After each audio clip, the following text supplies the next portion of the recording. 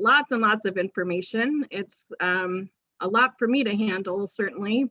So I will pass it on off to Kathy Schofield, who's an attorney with Schofield Law Group, and Brian O'Toole, who is with Brian O'Toole Law Office, and they are going to take it away on all the things that make my head spin, talking about benefits and resources. All right, guys, thanks for joining us tonight. Thank you, Samantha. Thank you, Samantha. So Brian, do you want to start off, or do you want me to do the basic intro? Yeah, I'll do a very just brief, and then you can run with it. How about that? Yeah, so tonight, one, thank you for having me. It's always nice to kind of get some of the word out about how Medi-Cal works and all those questions that you end up fielding where there's not really a clear answer out there. And we'll try to address a lot of those.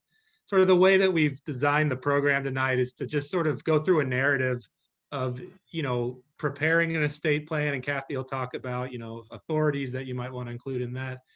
And we'll talk about, when you get the call from the family, they're at the hospital, they're on Medicare, nobody really knows what's going on. And just so you have a good sense of, what Medicare does, what Medi-Cal does, how to accelerate your eligibility into it, share cost recovery, and then just sort of like general things to know towards the end. Kathy and I were talking, and if you do have a question, fire it off. If it's something we can handle right in the middle of the presentation, we'll try to handle it right there. It kind of breaks things up a little bit, which is always a good thing. If it's something very specific or going to take 5 to 10 minutes to really analyze, at best we're going to handle that after the presentation. We have a Q&A time, some Q&A time at the end. And then two, I can't speak for Kathy, but if you do have something involved, for the price of going out to lunch, maybe, just give me a call or an email. And I generally am pretty easygoing when it comes to, a quick question, those sorts of things. But yeah, just very brief introduction. I got going with Mike Hansen.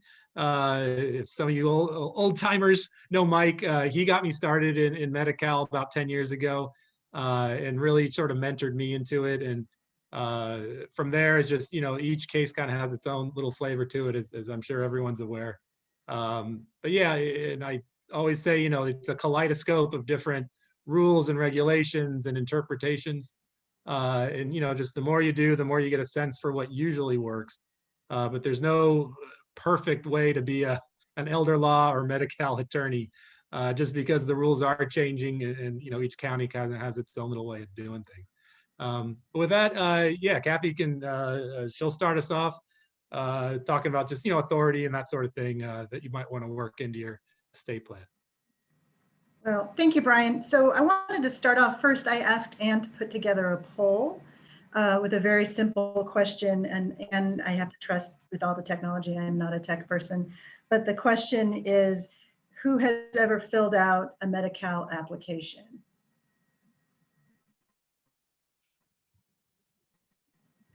And I'm just kind of curious to see who our audience is and what your basic background is. This is the cutting to the chase question.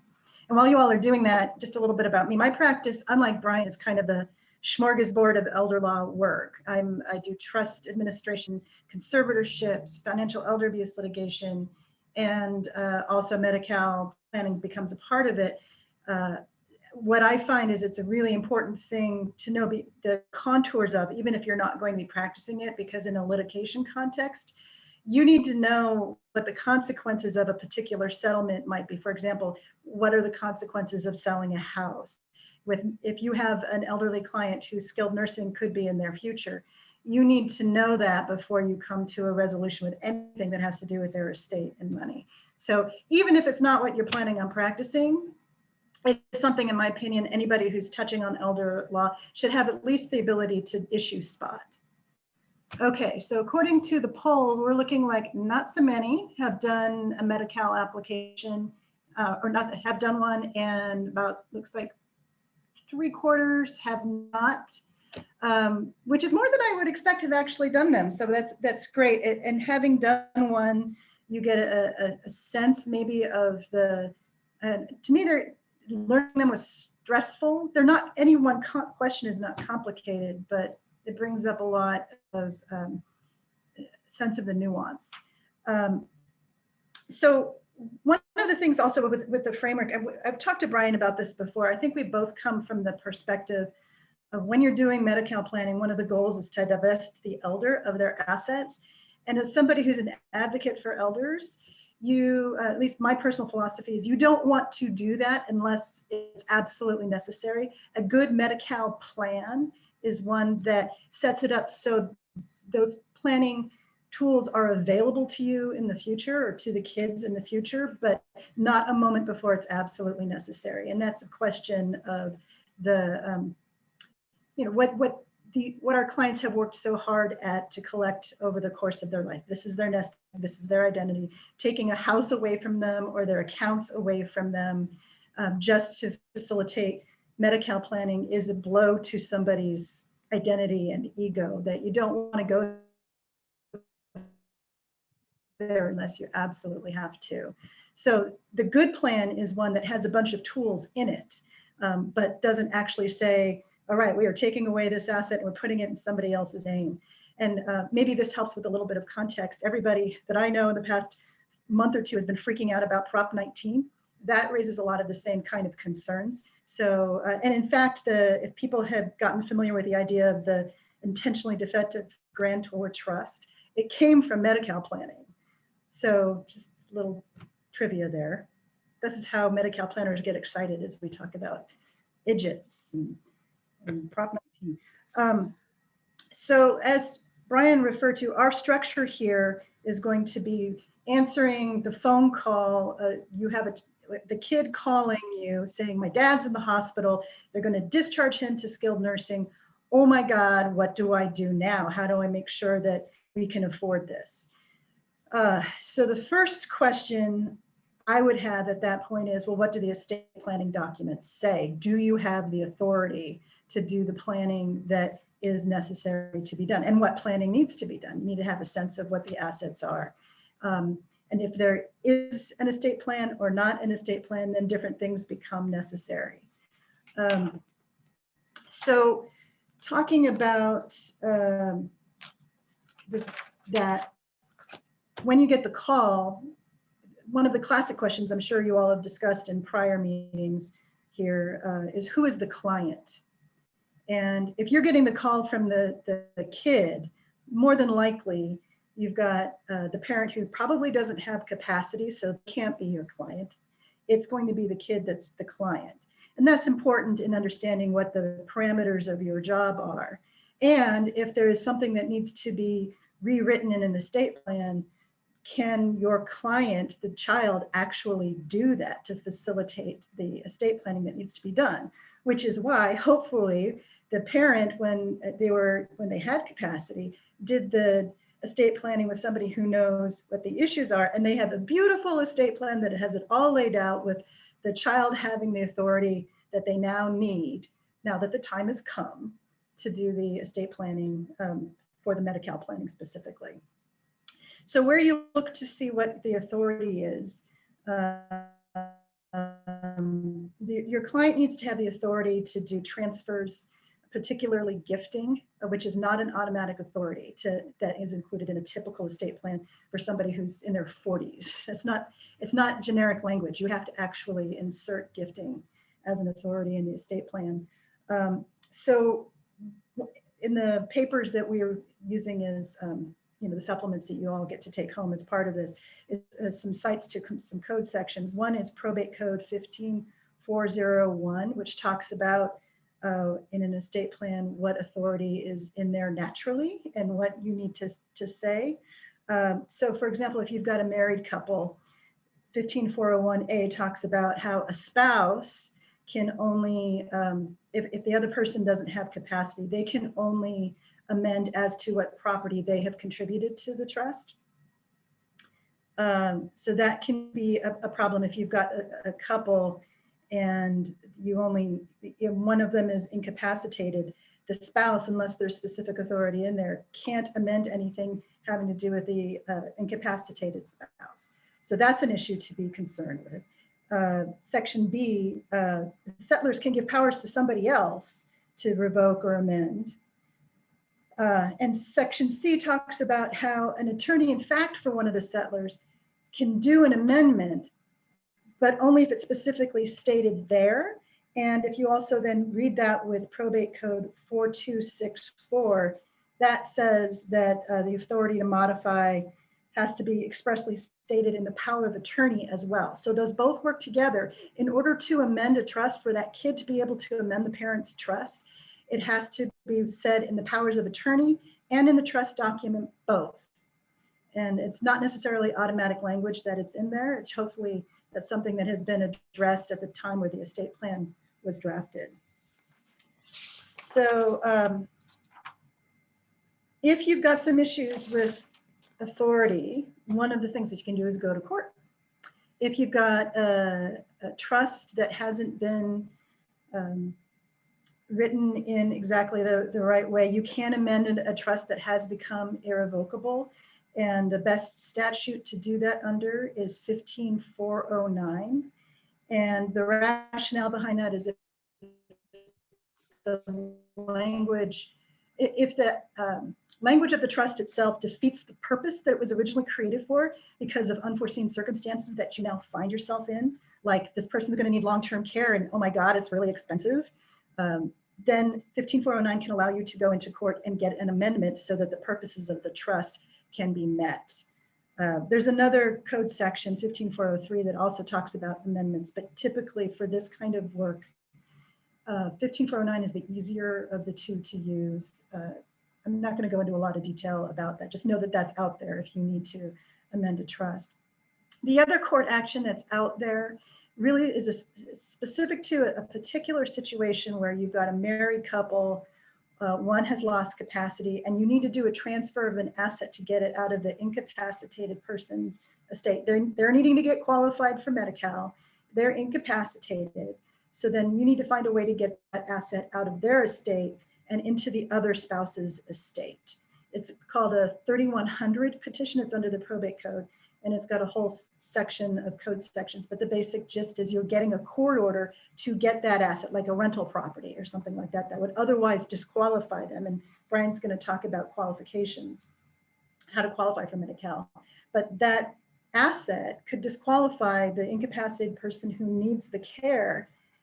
So you want to get it out of the estate. That 3100 petition will do that. When the court grants that authority, it will be moved, and then you don't have to worry about that asset being in the estate of the incapacitated spouse. So those are really the issues with the powers that you need. So in essence, it's got to be in the estate plan already. And if it isn't, there are mechanisms to go to court to get that authority. So if there's any questions about that, I guess maybe we can hit them now, or we can wait till the end. It might become more clear also once Brian talks about what the qualification issues are, but I'm happy to talk from now. We currently do not have any written Q&As. I will periodically pop in and advise of such. So carry on. Onward we go.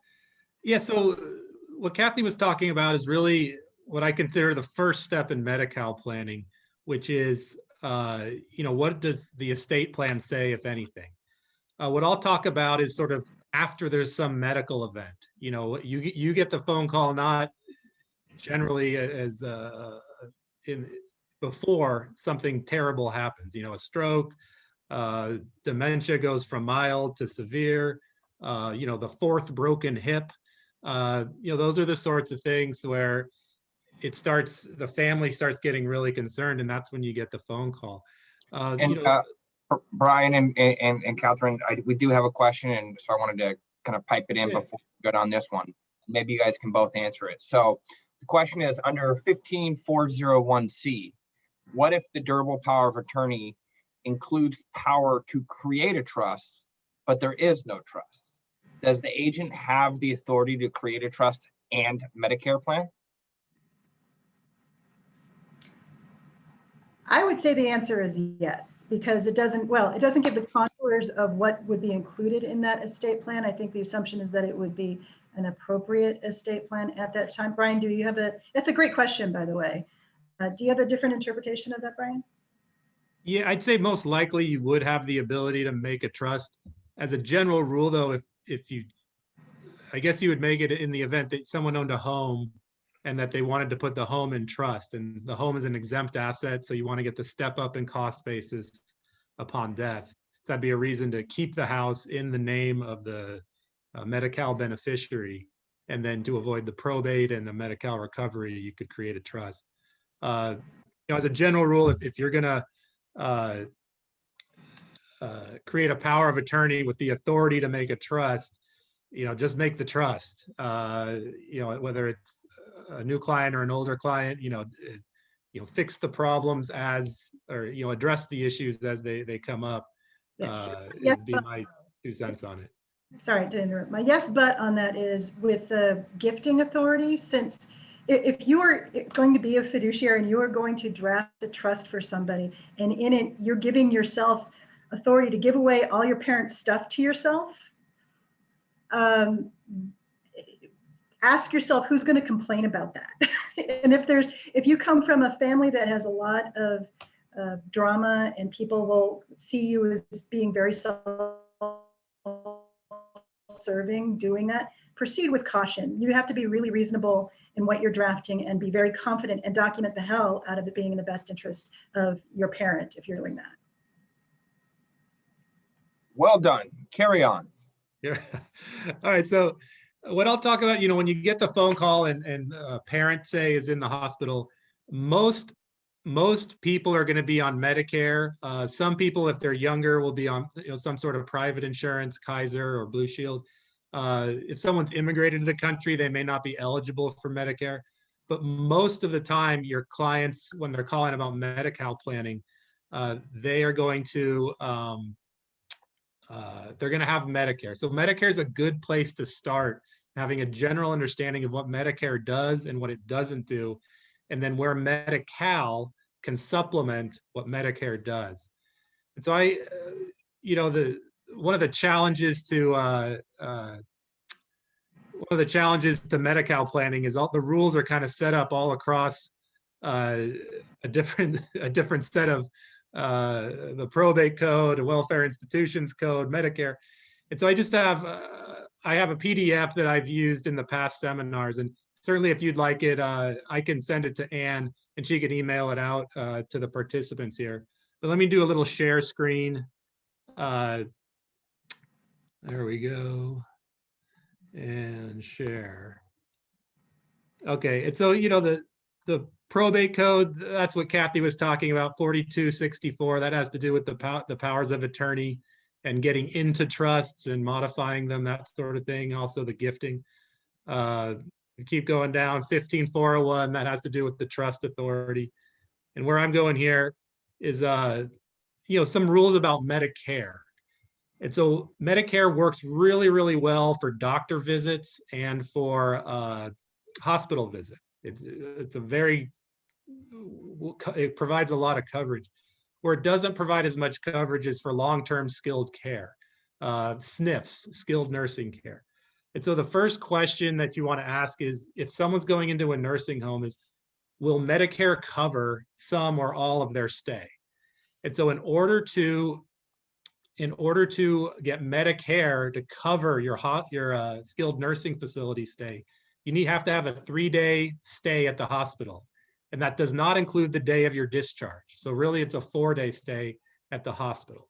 And so that's, and I just pulled this off. If you look to the top of this page here, this is just right off the Medicare.gov website.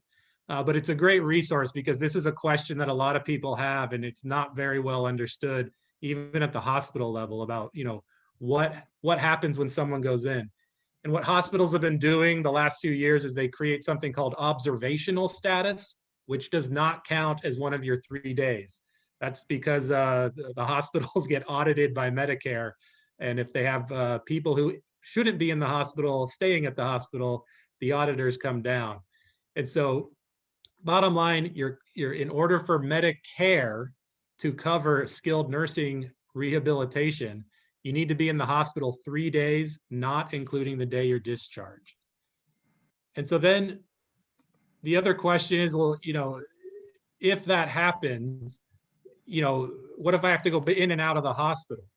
And so if you keep going down here, you get a recharge on your Medicare days, which you get 100 days of rehabilitation. It's a maximum, not a number of days. It's not a minimum. What I mean by that is if on day 35, you have gone from rehabilitating where you're getting better, but now you've plateaued. The term is you become custodial. You get a letter in the mail or they drop one off next bedside and they say, look, your Medicare is coming to an end because you're no longer rehabilitating. And so it's important to emphasize, don't tell your clients, oh, you get 100 days of Medicare. What I tell people is you get at most 100 days, but if you stop getting better, then they'll cut you off. And it might be day 35, it might be day 72, you never know. And so that's something to be clear about with your clients, you know, when Medicare starts and when Medicare stops coverage at the skilled nursing facility. It starts after 3 days in the hospital, not including discharge, and it stops either at 100 days or when you've plateaued in your recovery, whichever comes sooner. But bottom line, Medicare provides, you know, at most, you know, a little over 3 months of care at the skilled nursing facility. In order to get a recharge on those days, if you take a look at the screen, you have to be outside of a hospital or a skilled nursing facility for 60 days. And so, you know, if you have a broken hip, that's probably not a problem. You go to the hospital, they patch you up, you do your rehab for 2-3 months at the skilled nursing facility. You know, you can walk again, maybe you're in a wheelchair. You go home, you keep getting better. And then after 60 days, you get a full recharge of your 100 Medicare days at the skilled nursing facility, if you do ultimately have to go back. I've had clients though, where they have like a back surgery, where they go in and out of the hospital, in and out of the skilled nursing, and they never get their 60 days. So they never get a recharge. So the second or third or fourth time that they're going into the skilled nursing facility, their 100 days is now 80, then it's 60, then it's 20. And so they just start running out of those days. And so that's another important concept in terms of Medicare coverage, is when it starts and when it stops and what are the limitations there. And we'll keep scooting down here. And so the skilled nursing facility, one sec here. The costs to your client, if you see here, days 1 through 20, Medicare covers you en toto. There's no copay, nothing like that. On days 21 to 100, you got $185 coinsurance per day. And so for some families, that's a lot. In other families, it doesn't even matter.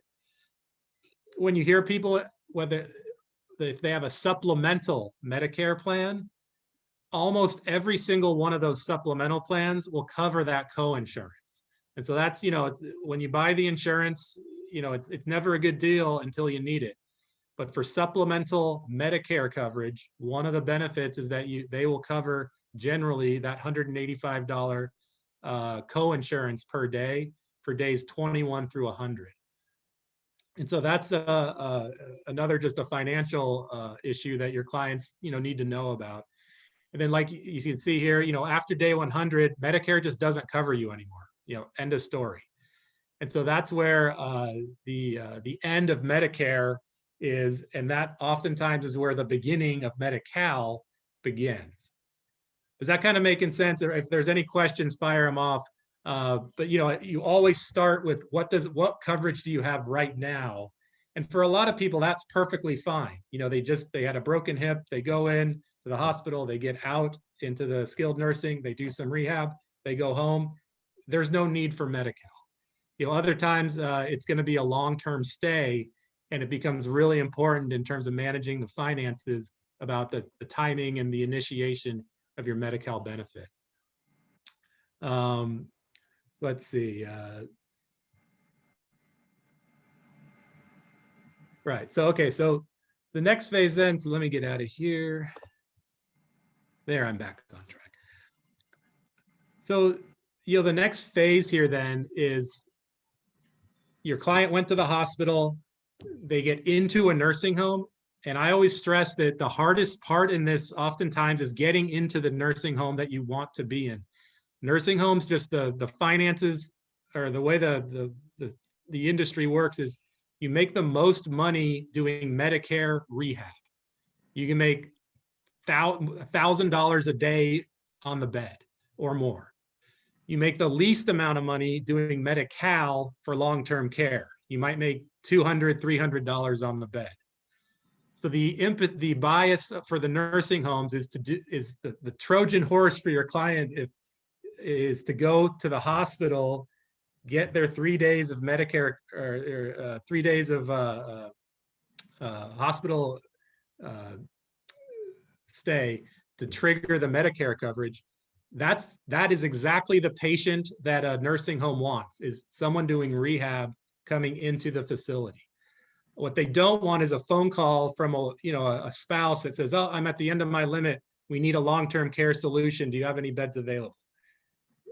That if you do that, you end up on a waiting list as a general rule, because the nursing homes are going to know as well as me and everyone here, it's very easy to spend down the assets to qualify for Medi-Cal. And then all of a sudden they're not dealing with a Medicare rehab, they're dealing with a Medi-Cal long-term care.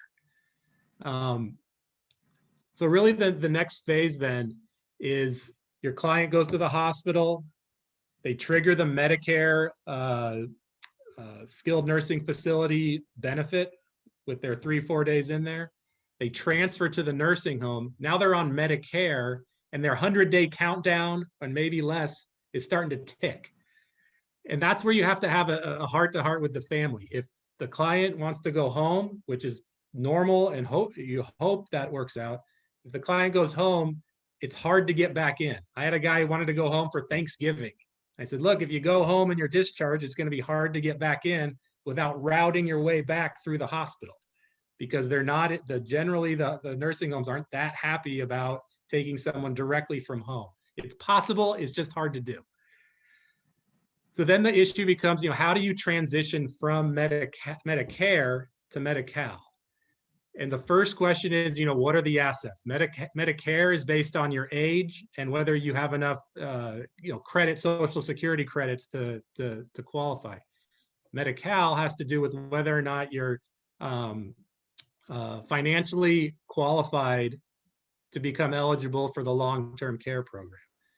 And so the way that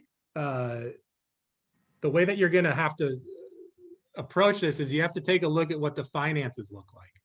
And the finances are going to look, everything from already eligible to we're going to have to do some gifting and, somewhere in the middle.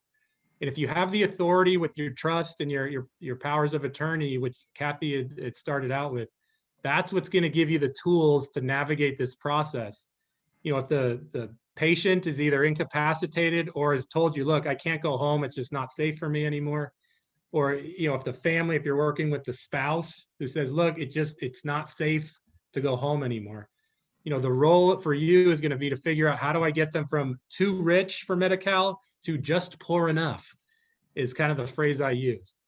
And so that's one qualification. Are you financially eligible?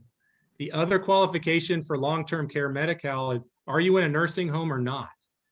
And the bottom line is that Medi-Cal does cover skilled nursing facilities. It generally does not cover board and care, the little 6-packs is what they're affectionately called. It does not cover assisted living. There are some waiver programs for that sort of stuff. They're trying to figure out how to cover that. But in Contra Costa, there's a rather large waiting list, and it's really stringent set of requirements. So it's not impossible, but as a general rule, if you want your Medi-Cal coverage, it's going to be because you're in a skilled nursing facility and you're financially qualified, and you actually do need skilled nursing. So there's a medical element there as well. And the bottom line is, for Medi-Cal coverage, you need either $2,000 in countable assets for your single or widowed applicant, or in the event that you have a married couple, they're allowed $130,380 each year, and that's the Community Spouse Resource Allowance, CSRA. And I'll share my screen again. The numbers for that come out each year. Let me scoot down here. So you can see December 9th, 2020, they came out with the 2021 numbers. And the community spouse resource allowance is, 130,000. And if we keep scooting down, another April 24th of 2020, they came out with the 2020 gifting amount. And so these are all county welfare director letters that the state puts out. I get noticed about these through Canner, CANHR.org. There, if you have a quick question or have a question about have they released the new county welfare director letters, give Canner a call. They're really, really helpful with providing these sorts of resources. But you can sort of see the timing for when those come out. So your job then is going to be to figure out, how do I qualify my client once the decision has been made to stay at the nursing home for the long term. And if the client wants to qualify for Medi-Cal, then how do you get from point A where you have too much money to point B where you're just poor enough? And really there's three options. You either spend the money, you just keep paying nursing home fees. You can convert the money. Converting would be, say you have a HELOC on the house. Well, the house is an exempt asset. So if you take, $40,000 in cash, which counts against you, and you dump it into paying off the HELOC, well, then you've taken money that's countable and you push it over to an exempt asset. So I just use the term converting. You convert from countable assets over to an exempt asset. A car, IRA accounts, the house, the residence, those are all exempt assets for purposes of Medi-Cal eligibility.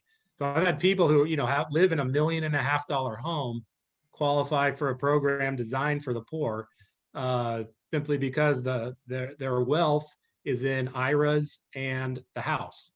And then they have just a little checking account and, that's how they get by. But that fits or dovetails really nicely in terms of how Medi-Cal determines eligibility. Retirement accounts and the house are exempt. And for a lot of Californians, that's where the bulk of the wealth is. So, a full analysis of the assets is important there. The gifting strategies, this gifting strategies have been in place since 1990. In 2006, the federal government asked all the states to tighten up their program because basically, God forbid, the middle class was accessing Medi-Cal and Medicaid everywhere else. And California has been working on implementing the 2006 penalties for the last, 15 years? So before I even started practicing. But, bottom line, at some point, the gifting may not be an acceptable way to spend down assets. But they've been saying they're going to change it since 2006, 2007, and we're still playing by the old rules from 1990. And so there's not really a great spot to point to in terms of why this gifting is allowed. The only thing I have found that is somewhat instructive for people who like Star Wars, there's C-3PO and R2-D2, and I offer you the MCP 170 PI, and that's the period of ineligibility calculation. And if you look at the bullet points under the reminder section towards the top there, first it gives you the 30-month look back period. And a lot of people who have done their own research are very familiar with the look back period. And in California, it's 30 months. So if you gave away, if you won the lottery and you gave it all away 31 months ago, it has no effect on your Medi-Cal application. So 30 months is the look back period. But the second bullet point is where the rubber really hits the road with how California interpreted the federal regulations about how to determine periods of ineligibility. And if you take a look, it says, do not add transfers together unless they're transfers made on the same day from the same account to the same person. So what that actually means is you can make a gift of $10,000 to each of your 3 kids. 10,000 to Bobby, 10,000 to Janie, 10,000 to Brian. And that doesn't count as a $30,000 gift. Each one of those is a $10,000 gift and is calculated individually. And this is the only form I've ever found that really kind of lays it out like that. And the way that Medi-Cal ultimately figures out, oh, went the wrong way, how to penalize you for gifting is from this, here we go, from April 24th, 2020. So each year, again, these come out, these all county welfare director letters. It's basically a COLA. It keeps going up and up. The average private pay rate is $10,298. And so the way Medi-Cal calculates a penalty for gifting is they divide your gift by 10,298. And then they cross off the decimal and you're left with the whole number. So if you make a gift of $10,000, which is just a shade under the average private pay rate, which is the average cost of a month of nursing home care in California. And it's more in the Bay Area, it's less east and north, but the average cost is $10,298. So if you make a gift of $10,000, they divide that by 10,298. So that's almost a month. It's 0.9 months. But then Medi-Cal crosses off the decimal, and so you're left with a 0. So if you make a $10,000 gift, the penalty is 0. If you make a $20,000 gift, the penalty is 1, or 1 month of ineligibility, starting the month you made the gift. So bottom line, if you have 3 kids and you have $90,000 that you need to gift away, you can make a gift of $10,000 to each of the 3 kids on Monday, and that's counted as a one $10,000 gift based on that MCP 176 form. And so there's 0 penalty for a $10,000 gift to a person each day. And you can give that $10,000 gift to as many people as you want each day. And so you can gift huge amounts of money. And I compare it to, it's like dealing cards. You can do, you deal one round on Monday, you deal another round on Tuesday, you deal another round on Thursday. And when I do it, I have the people make a copy of the check, and then I have them make a copy of the deposit receipt when they go into the bank. And that way I can prove that, a gift on Monday was deposited on Monday. A gift on Tuesday was deposited on Tuesday. What you don't want to do is to write a bunch of checks and then deposit them all in one day. It just causes, I think you hold the hand of the Medi-Cal person who's evaluating this a little bit. Make it simple. Written on Monday, deposited Monday. Written on Tuesday, deposited Tuesday. So in essence, what you can do is if you have a lot of excess cash, you can make huge numbers of $10,000 gifts, and that will have no effect on your eligibility, so long as it's not to the same person on the same day from the same account. And that's just exactly from the Medi-Cal period of ineligibility worksheet. And you're certainly more than welcome to crank that out if you're ever wondering. But bottom line, a $10,000 gift is 0 penalty, no penalty at all. A $20,000 gift is a 1-month penalty. A $30,000 gift is a 2-month penalty. And just every 10,000, you lose an extra month of Medi-Cal eligibility. So let me see. Let me catch up with where I was at. Yeah, that's good. We do have a couple questions, if I could throw them your way. The first question is there a good introductory book that would cover the basics for the newbies kind of out here? Is there anything that you could recommend one way or the other? Yeah, the CEB manual, I think, is always a good place to start. That was put together by the generation before me. And Greg Wilcox, there's a couple of sort of lions of the Medi-Cal. Oh, there you go. Yeah, so the one Kathy showed up there. Yeah, I would start there. There's the Canner, I think, is an excellent resource. Canner, CANHR.org They're a great resource. They put on a seminar each year. That would be great. You know, if you want to get started in it, that's a great seminar to go to. The California Code of Regulations, Title 22, Division 3, it costs a fortune, but that's where all the actual regulations are for Medi-Cal. The draft regulations, which are the unofficial rules for gifting, you can buy that from Canner for, I bought it for $100 10 years ago. I would imagine it's about the same. And then to be frank, you know, the little PDF I put together kind of puts a lot of the quick questions, gives you some citations that you could look at with clients with specific questions.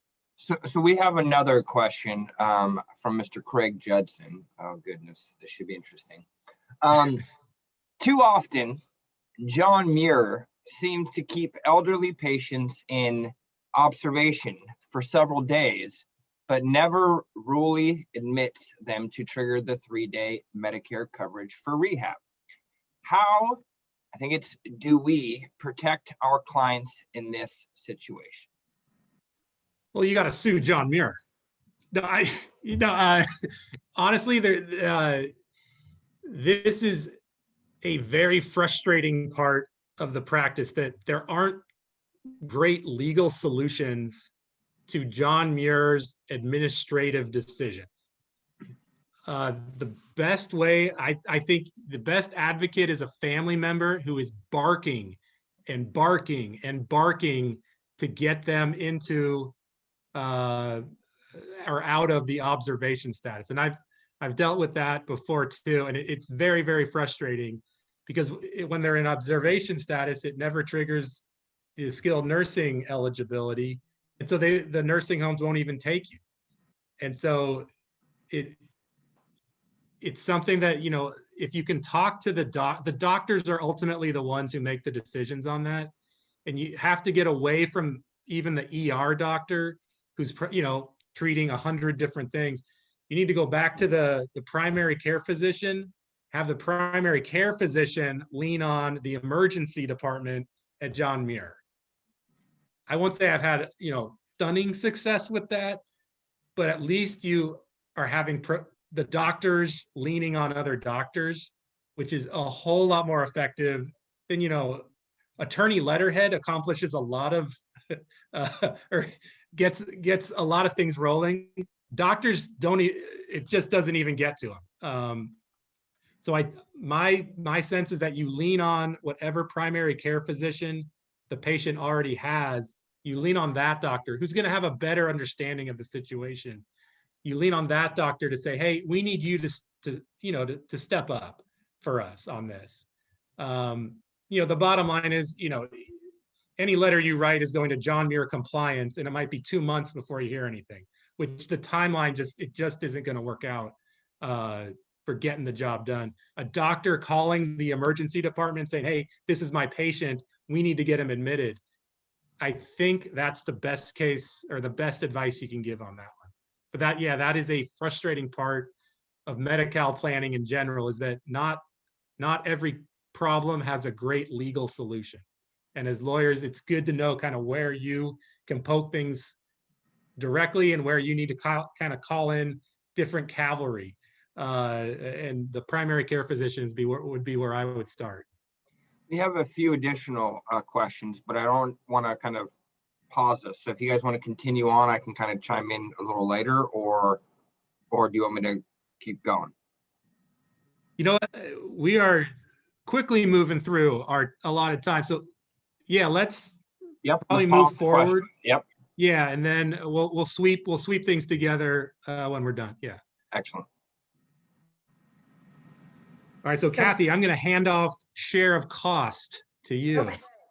Well, before I start into that, I do want to give an extra plug to Canner, because they are such a phenomenal organization and have huge amounts of information on their website.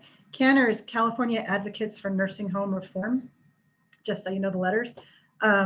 They are actually the people pretty much who write the CEB book. So there is no better resource.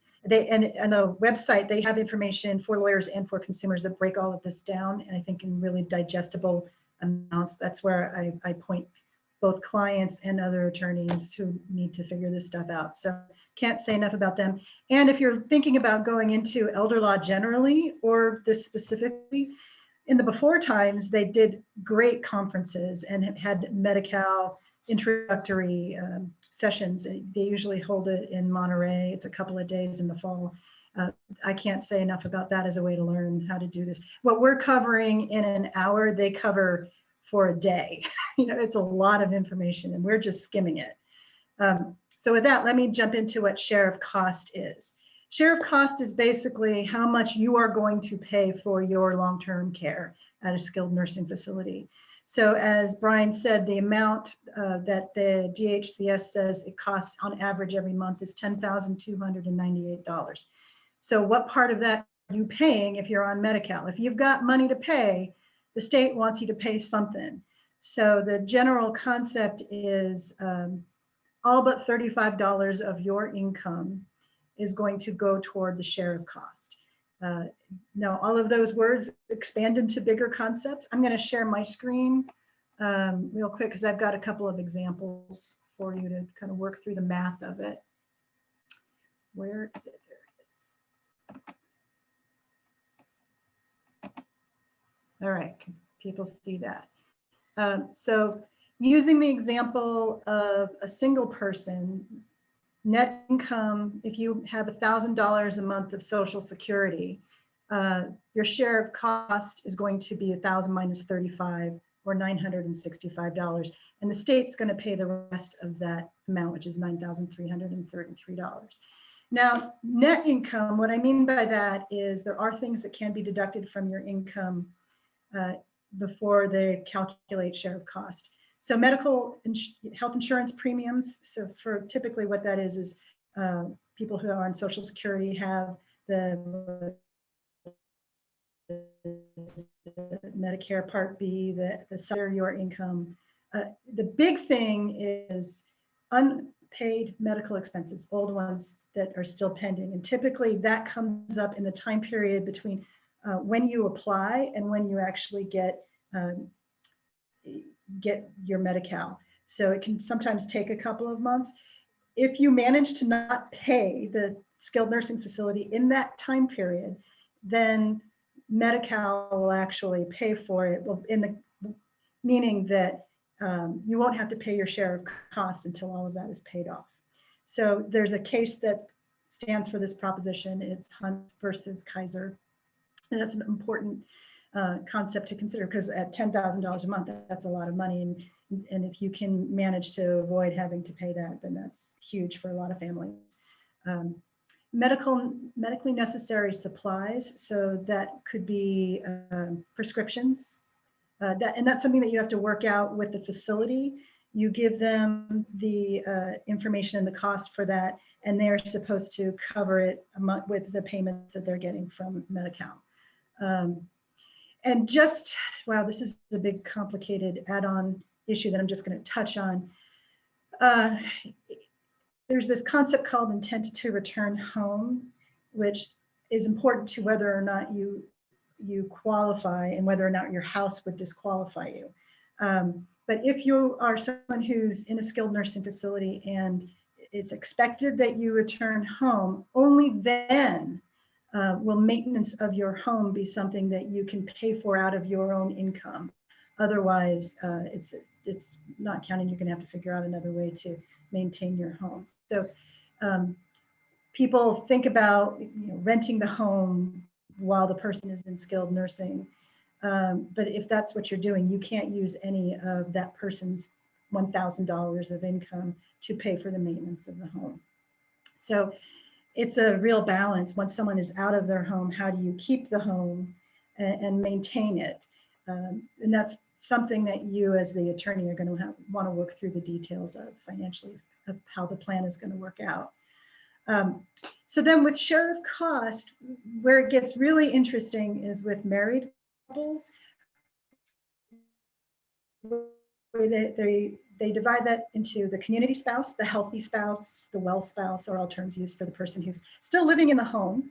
And then there's the institutionalized spouse who's in the facility. So how does the share of cost work if both people before skilled nursing were using this pretty modest income to get by? The state doesn't want to impoverish the person who's living in the home in the community still. So they've got this system that they call it the Maximum Monthly Maintenance Needs Allowance, Mmna for short. And they use that as a way to shift income to the community spouse so that they're not impoverished. And the money comes out of what would otherwise be share of cost. So in example one, I have is the example where the community spouse's income is less than the Mmna. And Brian was showing you those letters from DHCS. One of those numbers that resets every year is this Mmna number. For 2021, it's $3,260 a year. So the community spouse is entitled to $3,260 of income every month. And if in this instance, in my example one, the community spouse only on their Social Security is $2,000. They are entitled to shift money from their institutionalized spouse's Social Security or other income to get them up to the level of $3,260. So in this example, there would be $1,260 that shifts over to the community spouse income, and the institutionalized spouse, their share of cost goes down dramatically to $740 minus the $35. So that ends up being, instead of a share of cost of $2,000 if they were single, down to $705. The second example that I have is what happens if the community spouse actually makes more than the Mmna. In that instance, that separate spouse gets to keep all of their income. It doesn't go to pay for share of cost at all, which creates an interesting set of issues for more planning that an attorney gets involved with. How do you set it up so that as much of the income as possible is attributed to the community spouse as opposed to the institutional spouse? Like with rental income, if they own a property together, how do you figure out whose income that is? There's ways to work that. There's what's called the name on the check rule. So if the check is made out to the community spouse, it's the community spouse's money. So in the instance here where there's a spouse in the community who's living in the home, who's making more, say $5,000, and the institutionalized spouse still has the $2,000 from the example number one, it ends up that the institutional spouse still has the $2,000 of income, and you deduct the $35 and you end up with a share of cost of $1,965. Let me see if there's other questions to answer. I think that's it for the share of cost. That's a real quick overview. The other part that I wanted to talk about with Medi-Cal, there's a couple components historically to planning. There's the qualification part, which Brian covered, and then there's what's called recovery or recapture, which is that the state has a right to get paid back for everything that they've spent on caring for the person who's in skilled nursing. And they have a right to get paid from what's in the estate of the person once they pass. So the big issue always was, what does estate mean for Medi-Cal planning purposes? Up to 2017, it included not just the person's probate estate, but also trust estate, which meant that trusts, any assets in your regular old trust weren't safe. And a lot of the Medi-Cal planning that happened up to 2017 was all about how to get that asset out of the family trust and into another mechanism to totally divest the person receiving Medi-Cal of whatever assets they would have, so that when they died, there would be nothing in the estate at all. In 2017, the rule was changed so that it is just the probate estate.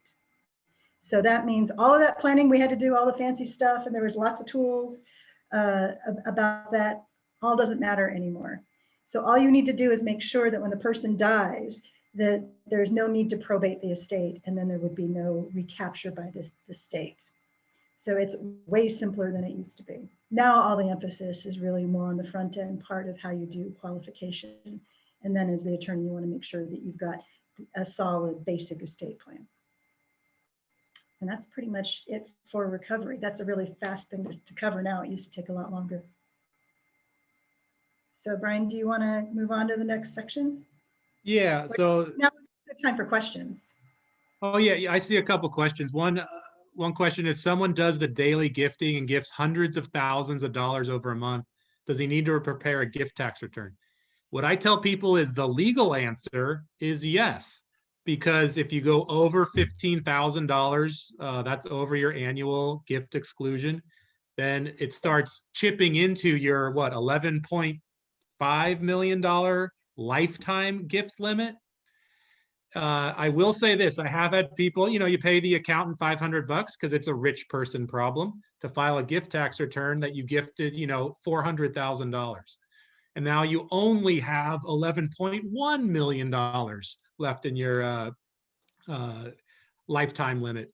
I can say this, I've always advised that the legal answer is to file the gift tax return and to pay your accountant whatever he or she demands.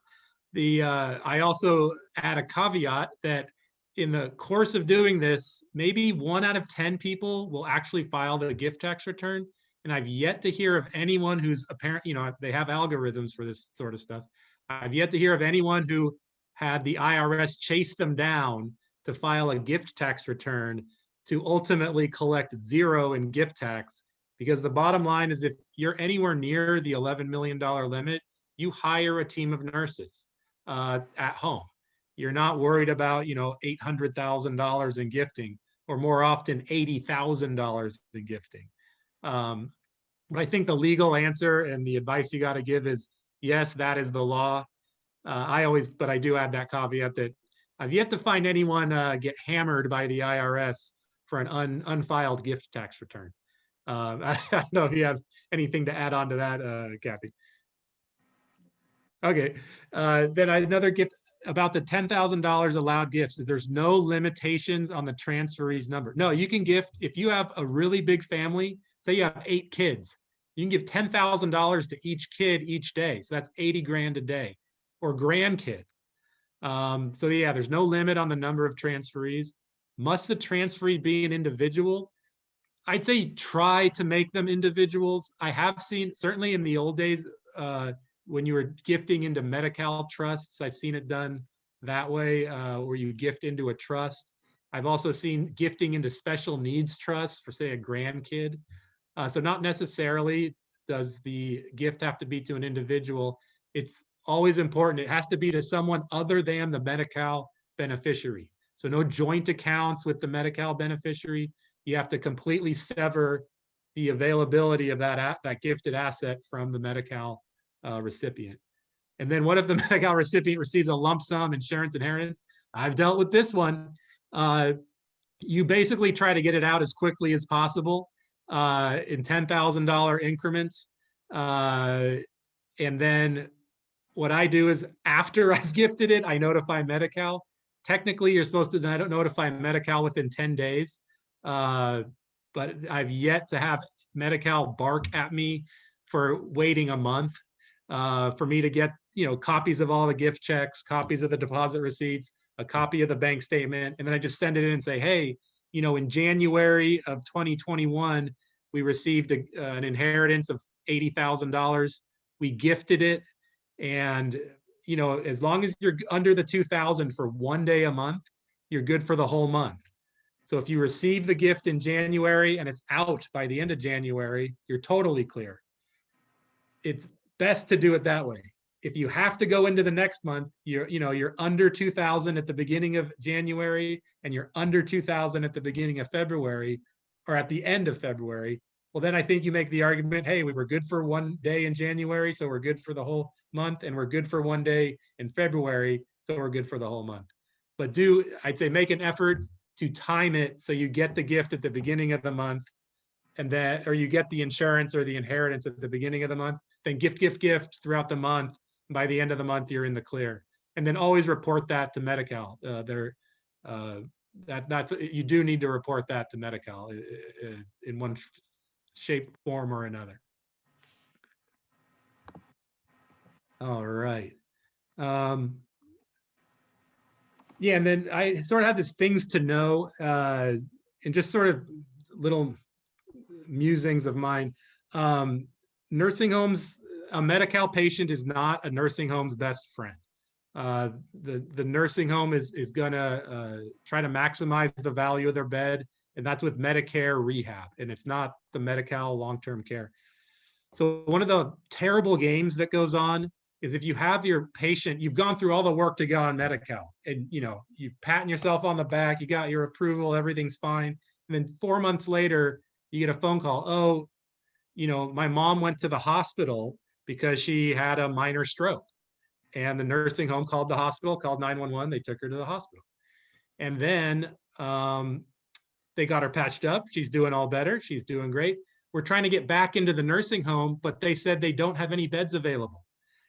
That is the game that the nursing homes are playing. Once someone's on Medi-Cal, when they go to the hospital, they make it very difficult to get back in. So the rule on that, and this is in the code of regulations, the rule is that the nursing home has to hold the bed for 7 days for the Medi-Cal recipient.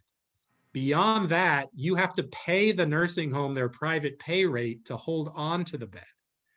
And so what can happen though is even if it's for 3 or 4 days, you go into the hospital, the nursing home will say, oh, we don't have any room. Sorry, click. And they shut down the social worker at the hospital. And I've reported this stuff to the authorities. And, in 4 months, you get an answer that says, oh, we researched this and found no problem, or, a $200 fine. So, the bottom line, that the timing for, enforcing these regulations does not line up with the timing that, someone's mom needs to get back into the nursing home. And so that's where I think getting, the attorney letterhead or saying, I want the nursing home to write me a letter about why they cannot accept the patient, or I think there is a reason to get in touch with the nursing home, cite the regulation about the 7-day bed hold, and if your client is going back and forth and has a longer stay in the nursing home, it may not be financially feasible to pay the going rate for days 8, 9, 10, 11 and ongoing. You may just have to give up that bed, but that's ultimately a game that is played, and it happens more often than you'd like to admit, but it does happen, and not to be surprised that happens with regard to those 7-day bed holds. Canner, I think we mentioned that before. That's an absolutely wonderful resource. They're a nonprofit out of the city. The seminar is down in Monterey when we're not in COVID times, and they do that right before Thanksgiving each year. But I'd highly recommend taking a look at their website, and they're really, really friendly too. If you call them with a question, they'll try to answer it. And there's a listserv that used to be more active than it is now, but I learned a lot when I was starting out, just reading the listserv of everyone else in the state of California with questions about, how things work and what to do in this set of circumstances. So I'd recommend jumping on that listserv. I think it costs like $100 a year or something like that. California Code of Regulations, Title 22, can't find it on the internet, God forbid. Yeah, to find those regulations is really hard. I have an old book of them, but yeah, it's very expensive because not many people need it, and they're updated all the time. So it's just one of those things where if you do want the regs, you got to pony up for them. The draft regulations, that has to do with the 1990 rules. Technically, all these gifting rules are not even the official regulations. They're a set of draft regulations that were just accepted by the counties, even though the state legislature never formally adopted them. So it's kind of like they're kind of the rules, and they've kind of been enforced since 1990, even though in 2006, the federal government asked all the states to change them. And so, the bottom line is the draft regulations allow for the gifting, and that's the foundation upon which that period of ineligibility worksheet is designed. And then at some point, the 2006 Deficit Reduction Act, which prevents all this gifting stuff, may be implemented. When I first started out, it was always next year. I'd always go to the Canner conference and they'd always, next year, watch out, it's coming. But I kind of I have a callus now in that part of my brain, because every year it's just, people go, maybe. And at this point, at some point they'll change the Medi-Cal laws again, and then they'll have to change, who knows? So what I tell people is at some point the laws may change. Medicare or Medi-Cal has told us that they'd give us about a year of a heads up. So it'd be a great marketing moment if you want to update everyone's trust. And I'm sure, the CEB will come out with all sorts of workarounds once the Deficit Reduction Act is approved. But just a few of the takeaways that I have. And two, what I'd say is, within the Medi-Cal planning community, it's generally a low-key, easygoing bunch. And if you have a question, reach out to people. It's not like a litigation thing where people are like, oh, that guy screwed me back in 2012. It's generally families who are trying to do the best for their parents coming together. And so in that way, it sort of brings out the best of people. And also the pie that everyone thinks, they're entitled to as their inheritance, that gets smaller, not because your idiot sister or your moron brother did something stupid. It's mom and dad need help. And this is a way to, they've been paying taxes their whole life. And this is one of the things that those taxes pay for. And then just as a final aside, when you hear about block grants for Medicaid and Medi-Cal, that's a big conservative push. Currently, Medi-Cal, it's Medicaid everywhere else, but Medicaid is funded on a percentage basis, and it's about 50-50. So the state pays 50% and the feds pay 50%. So what the blue states have done, like California, we've made it a little bit easier for people to qualify. And what that does is it brings in federal dollars to help pay for California care. Instead of just scrambling California money, 50% is drawn in from the federal government. So if you follow the money, that's one of the reasons why the blue states are not in favor of a block grant. It's currently things are set up as a percentage. The block grant people go, hey, just give us the money and let us figure out what to do with it.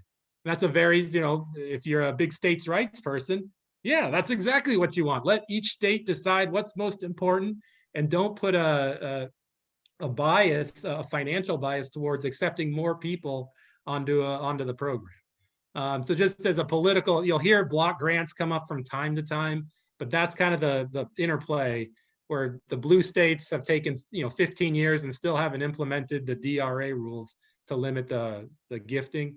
Whereas, the red states, it was done within the year. And so you can't do a lot of this gifting stuff in different states.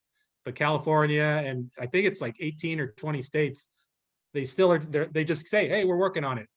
And the federal government can't force the states to implement the rules. California passed the law, but they're working on the regulations. So the law just hasn't been implemented yet. But again, we've had Obamacare come through, who knows where things are going. We may have single payer by the time we're all said and done. But that's just a little political angle on the Medi-Cal, Medicaid, block grants, and percentages that I always, I bring up to the client, like, why is this allowed? It's allowed because the state wants more federal dollars coming in, is the gist of it. We have a potential hypothetical. Should I throw it your guys' way? Okay. So settler created a trust leaving X as a beneficiary. Settler dies. X is on Medi-Cal and SSI. How are the public benefits affected by the trustee of the trust, either decanting the beneficiary's portion into an SNT, special needs trust, or modifying the trust to create a special needs trust through a petition to modify? Ooh, that's a high-end question. Holy hell. Yeah, you have Good to luck. charge a bill on this one. Yeah. What I have done in the past, I know decanting is, I'm just like a wuss. And so I haven't decanted anything yet because I'm like waiting to see the court case where it says it's perfectly fine or it's not. The one thing I'll say, if you're dealing with SSI, the federal rules for SSI are brutal. They don't allow any of this gifting mumbo jumbo. So the way I've seen it work before is, as long as it's not the beneficiary himself or herself petitioning the court. So someone else has to petition the court to modify the trust into a special needs trust, then you're fine. In my experience. And that's not to say, you know, when you send it off to the county or, you know, Social Security, they may misinterpret it, but I've seen that work in the past. But the important concept is it can't be the SSI beneficiary who's directly petitioning the court, because then they say, oh, no, that's like you know, taking ownership of the process. So you've got to find someone else, an interested person, some other trustee, you know, whoever it may be, to kind of fight that battle. You know, use the trust funds, but you can't name the SSI person who's the beneficiary and may well be the trustee as well. That person cannot be the force behind the petition. I guess I would just second you. I'm nervous about the decanting part. Wuss is probably the right word. My experience has been to do it through the court action and set up the special needs trust that way. That's safer to me.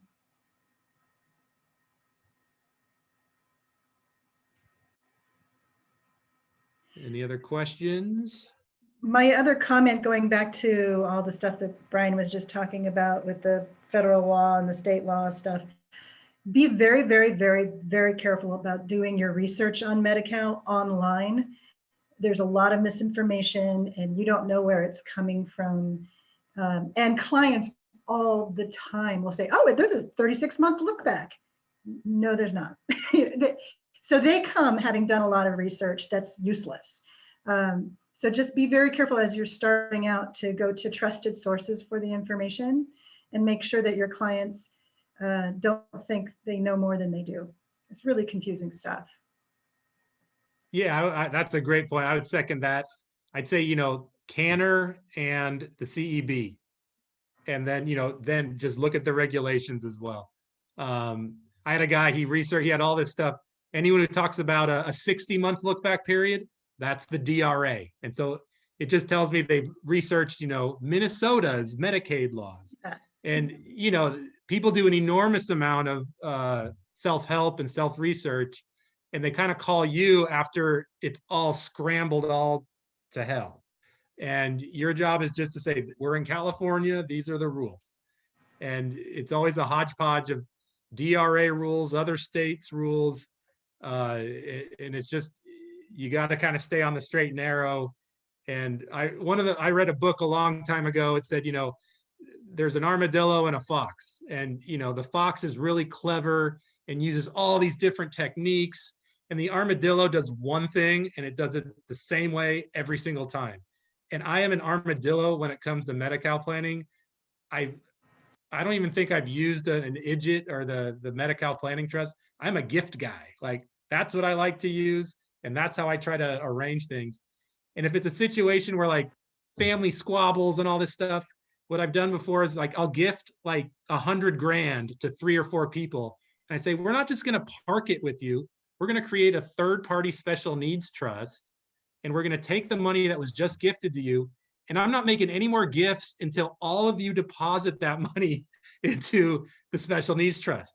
Technically, that's probably not the way you want to phrase it, because you can't do that with a gift. It has to be free and clear. That being said, it's up to your client to figure out how often and how quickly you're going to make the gifts. So I think you can kind of tease out, I'm going to park it with the kids, and the kids can ultimately move it back to the healthy spouse. You know, once you get approved for Medi-Cal, they separate the budgets and the assets from the healthy spouse to the sick spouse.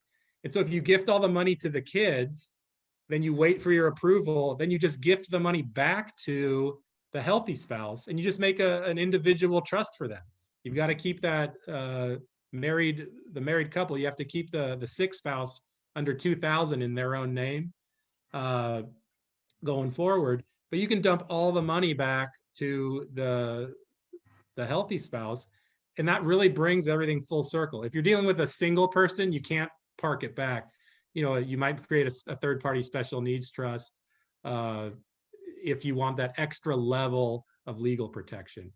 And then, like I said, you can kind of tease out the gifting to see, are these going to be good stewards of the gifts, or these people who are going to be like, I got a around the world cruise, I just got my vaccine, and but I'd say once in a while you run into like nuclear family. I was going to say a nuclear bomb of a situation with a family. Most of the time, these are situations where everyone's trying to work together. And I think if you can kind of push that narrative that, if we all work together, it's going to be cheaper, quicker, and work out for everybody. If you don't work together, then we need extra layers of protection, special needs trust and those sorts of things. And if it's a situation where there aren't good gift recipients, just have a first party, put it in a pooled SNT, there's other things to do besides gifting. And so, you can explore those, and, that's gets into sort of special needs trust territory. But, there are other options out there besides pure gifting. I like it because it's very simple. It's very direct. Everyone kind of gets the concept, and it works. But there are situations where it's just not the right thing to do. And part of, like, as Kathy, will come full circle, the ethical part of Medi-Cal planning really rears its head early, often, and ferociously with a lot of this stuff. And getting a read on the client, the spouse, the kids, that's all really important from the very beginning, and not to have like, oh, we gifted all the money, mom got better, and now she's back home, but the kid just went bankrupt or got divorced. So, it's a mess. So, do the due diligence that you need to do in order to make sure that you're setting something up that really does what your client wants to do, is how I'd probably phrase it. Yeah. I'll add to that from a litigation standpoint. You really want to get a sense before you dive into this, what the family is like and how much of fight there would be. I think now that you know about all the gifting stuff, that can look like financial elder abuse to people. And people get reported to APS if other people in the family don't understand what just happened. So it's not necessarily right for every family to go through this process. And you want to be very comfortable that you're doing the right thing for all of the right reasons. And just if things are sounding a little complicated, check with Brian. That's what I do. And you don't want to put yourself out on a limb there. This can be complicated and ethically treacherous. So just keep that in mind when you're considering what you're doing. I see I see a question. Brian, why are you taking I got one job here. From one bearded guy to another. Wait till the grays come in, young man. Yeah, wait till the grays come in. I got the tie on here. Okay. All right. So the question is, will Medi-Cal automatically calculate the Mmna and the minimum monthly maintenance needs allowance for a married couple, or must we file a petition and probate to pursue Medi-Cal appeal to allocate assets? So part of the application is to line by line offer what the income is for each person. And don't forget, IRA RMDs, those are income. And they amortize, and also, here's a little hint, don't put the yearly RMD, because guess what? I put the yearly RMD, it was like $12,000, it was a $10,000 thing. Medi-Cal put that in as a monthly income statement, not the yearly one. So always break things down into monthly incomes amounts. And then if all you're doing is saying, hey, here's the income, you can allocate that. You just allocate that on the application, and Medi-Cal will calculate that Mmna for you. If you're in a situation where the wife did not work and the husband was a teacher and he's got a great CalSTRS pension, and she has modest amounts of Social Security, then you got like an $8,000 a month pension, then you might need to do a 3100 petition to go in and say, hey, this pension is a community asset and she has a right to 50%, or maybe, if you're clever, maybe you figure out a way to get even more. But at least 50% of that income is attributable to the wife. So she gets $4,000 of the pension, not as part of the spousal Mmna calculation, but as her community property asset, and then she gets her Social Security on top of that. So that's where the only time I've seen that come up is with the big public pensions, where it's worth spending a few bucks on the attorney to go in under the 3100 to actually allocate a court order that says, hey, you know, this woman or this man is entitled to X amount of dollars, even though her name is not on the actual check. So I'd say, you know, just it's once in a while you would have to go in. Yeah, and yeah, so the question too is allocation of assets between spouses. Yeah, if you're going in for the income, you just want to ultimately Medi-Cal, when they make the initial determination, they look at both spouses. And so the example I would give is, say the husband inherited a home from his parents and just left it in his name. So you have a separate property asset in the husband's name. And for some reason, you don't have the gifting authority in your power of attorney. Well, now you've got to go in and do a 3100 and say, hey, this separate property asset, we're going to transfer it over to the wife in full. Boom. And then you can also go in under that same petition and say, hey, she's also entitled to half of that pension. And so, you know, it just sort of depends on the hand that you're dealt and the tools that you have in the estate plan. But yeah, that 3100 petition can avoid, you know, going through the full conservatorship stuff when you just need to move those assets over. If you don't have that, what I'll call a Medi-Cal friendly power of attorney and trust with those flexibility, with the flexibility built in.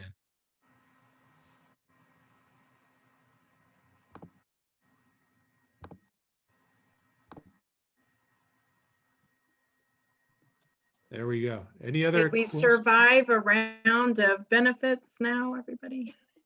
I want to know about the turkey and Rita. Well, we'll figure that all out. Well, the time is now 7 o'clock. We want to thank I'm a little everyone worried for about coming Rita. out. What happened? I know everybody wants to ask Rita questions, so Re- we'll yeah, thank yeah. everyone on the Okay, panel yeah, today. okay. We appreciate Brian and Kathy obviously coming in and sharing their wisdom and their thoughts on this important yet complicated issue. And we hope to see everybody back next week for the next program, which is all about elder financial and physical abuse and prosecuting them. So we hope to see everybody back again next Wednesday. Thanks, everybody. Thank you.